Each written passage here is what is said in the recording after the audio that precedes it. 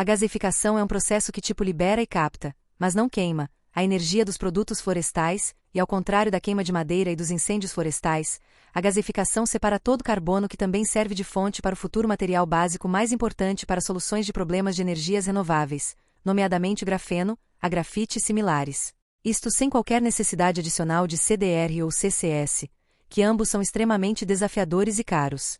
O grafite deixado intacto após a gasificação, que nada mais é do que múltiplas camadas de grafeno, se não for utilizado como material básico para a indústria, deverá ser transformado em biochar e devolvido ao agroflorestas de carbono, onde, entre outros benefícios importantes, atua como possivelmente o fertilizante mais sustentável e potente melhorador da estrutura do solo, aumentando ainda mais a capacidade incompreensível de agroflorestas de carbono remover dióxido de carbono da atmosfera.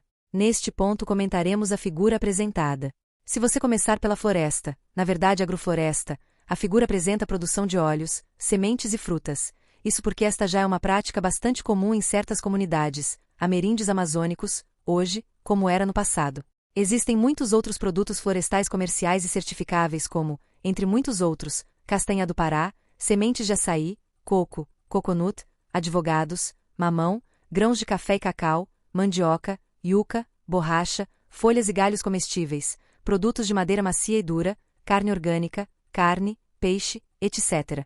A produção em massa de outras culturas básicas padrão, como feijão, soja, arroz, milho e uma variedade de batatas, são amplamente excluídas no caso das florestas de carbono, mas permanecem como opções para certos tipos de agroflorestas de carbono. Da floresta, a figura aponta para resíduos como cascas de frutas de baru e cascas de jatobá que em seguida serão gasificados entregando de imediato entre outros 2 gases renováveis, como é o caso de todas as demais biomassas florestais.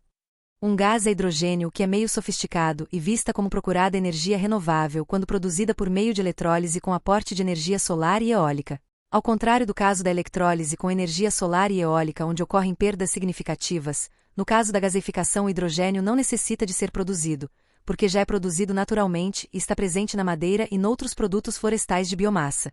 O hidrogênio pode ser usado para produzir combustíveis sintéticos superiores à gasolina, etc.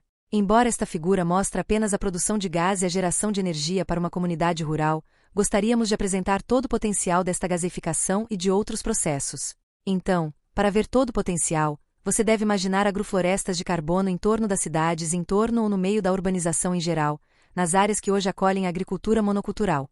Ao contrário da agricultura monocultural, as agroflorestas de carbono oferecerão às cidades, comunidades, etc., também vários benefícios diretos, além de resolver todos os desafios globais.